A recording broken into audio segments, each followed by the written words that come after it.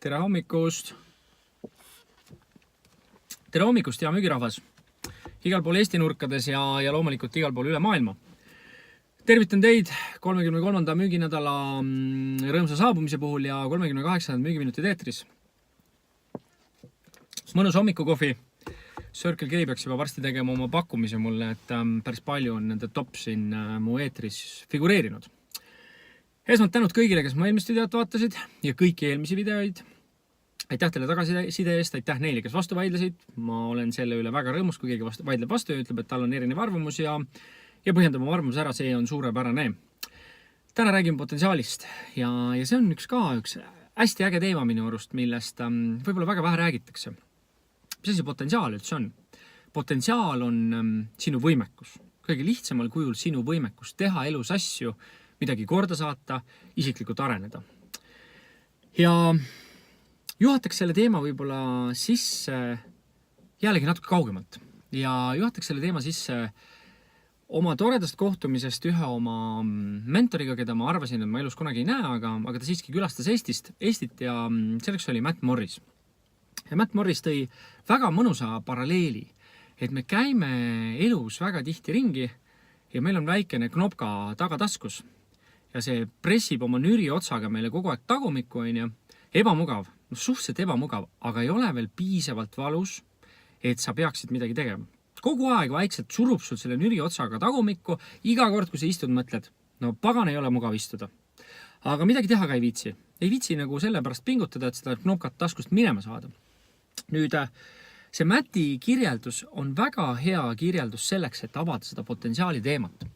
Ja mis on minu jaoks olnud hämmastav, mis ma olen jälginud väga paljude maailma juhtivate spiikerite või juhtivate esinejate.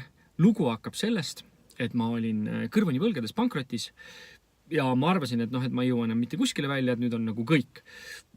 Ja siis järsku leidsid nad endas jõu, energia, tahtmise ja arendasid oma teadmisi ja jõudsid absoluutsesse tippu.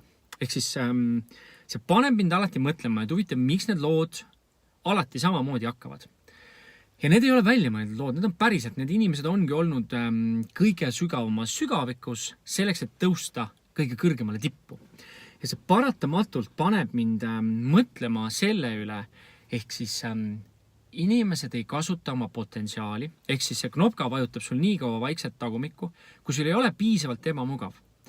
Ütleme siis kõige lihtsamal kujul näite, et sa teed oma suurepärast toredat palgatööd, sa saad selle eest enam-vähem palka, kõik on justkui hästi. Milleks peaks üldse siis nagu väga kõvasti pingutama, sest elus on ju kõik, ütleme, meeldiv.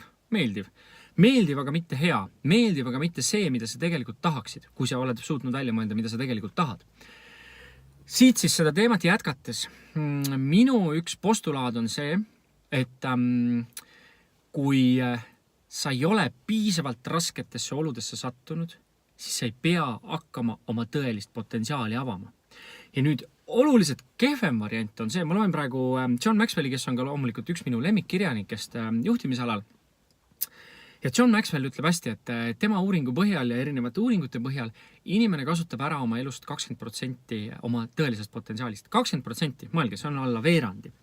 Ja ma mõtlesin selle peale, et jube naljakas on see, et kui keegi seisaks minu hauaplaadi juures kunagi kauges tulevikus ja ütleks, et kuule, Urmas oli nagu jumalast normaalne vend ja tegi igast ägedaid asju, aga ta kasutas oma kogu potentsiaalist ära alla veerandi.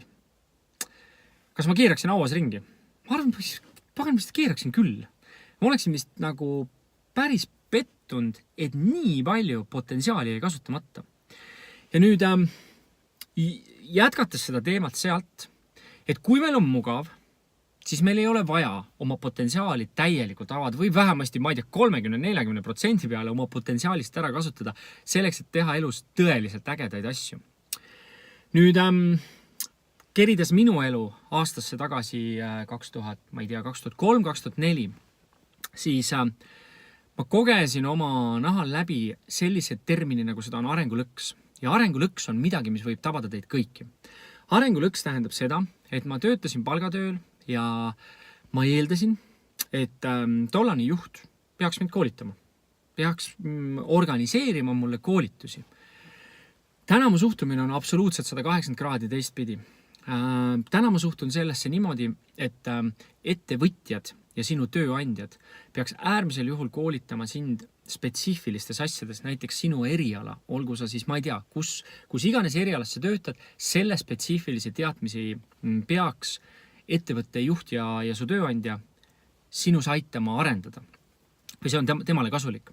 Nüüd ülejäänud on sulle kasulik. Kõik ülejäänud on sulle kasulik. Ja arengulõksust ma sain läbi niimoodi, et ma andsin endale aru, et kui tuli masu ja palgatöö lõppes, lihtsalt lõppes sellepärast, et kõikidel ettevõtetel ei läinud enam nii hästi, enamus ettevõtetel ei läinud enam nii hästi. Ja ma pidin hakkama mõtlema, mida edasi teha, mida reaalselt, mida mina edasi teen. Ja sellest hetkest sain ma aru, et kõik see, mida ettevõtja sulle annab, see on taevalik kingitus. Ja sa peaksid vaatama oma elu niimoodi, et kõik, mida sa õpid ja koged, on sinu potentsiaali arendamiseks. Ja siit ka üks soovitus selleks, et arengulõksust välja pääseda, mida ma arvan, et te paljud olete tundnud või tunnete praegu. Ehk siis sa käid oma mõnusas mugavas tsoonis, sa ei näe mingit põhjust enda arendamiseks, enda isiklikuks arendamiseks. Sa ootad, et keegi teine saadaks sind kuskile koolitusele. Siis esimene asi, mida ma soovitan, on arendada endas uudishimu. Sest ma tean, et sellel hetkel tegelikult uudishimu on täiesti kadunud.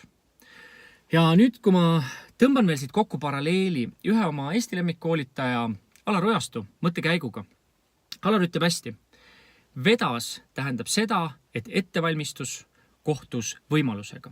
Ehk siis 3 asja. Kui kõrvalt vaadates ütled, et sul vedas, siis tegelikult kohtus sinu ettevalmistus võimalusega.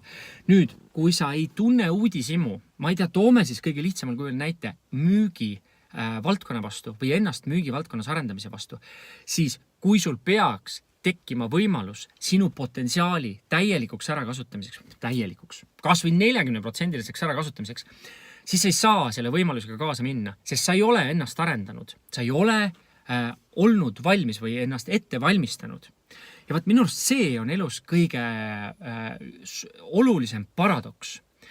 Ehk siis esiteks märgata võimalusi ja teiseks minna nende võimalustele vastu. Ja ma olen seda ise elus läbi kogenud. Kui sa ei ole ette valmistanud, kui sa ei ole ise endaga tööd teinud iga päev, kas või 30 minutit, mis on väga mikroskoopiline aeg, siis sa ei julge uutest võimalustest kinni hakata. Sa lihtsalt julge sellepärast sa arvad, et sa ei saa hakkama. Sellepärast, et, nagu Alar ütleb, sa ei ole ette valmistanud. Sul puudub ette valmistus.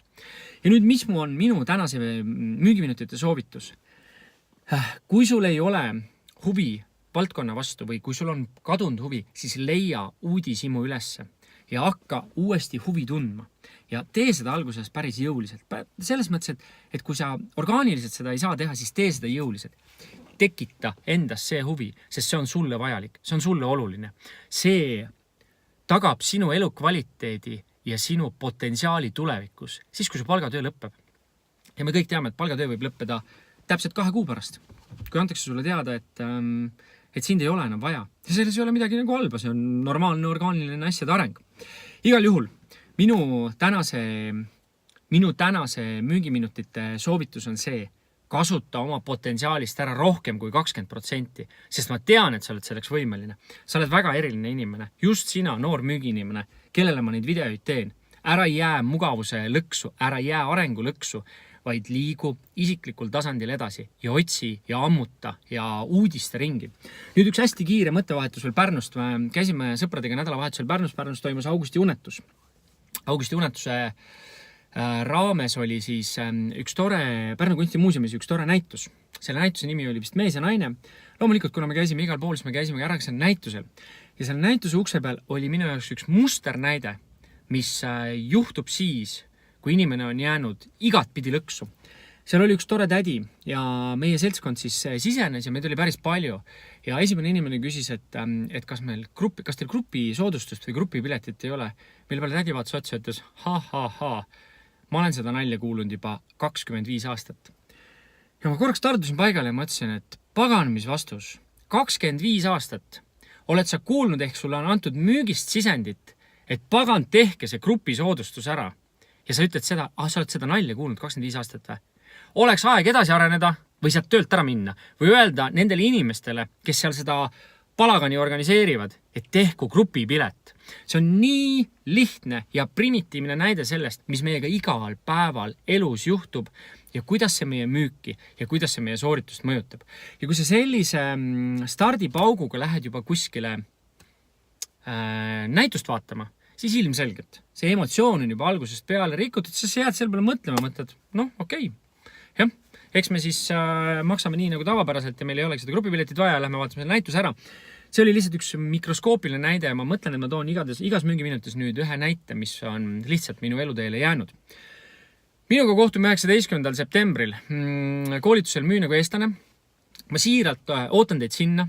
Ma siiralt tahan teiega koos harjutada. Ma tahan kuulda erinevaid kogemusi ja tahan anda teile edasi oma kogemust.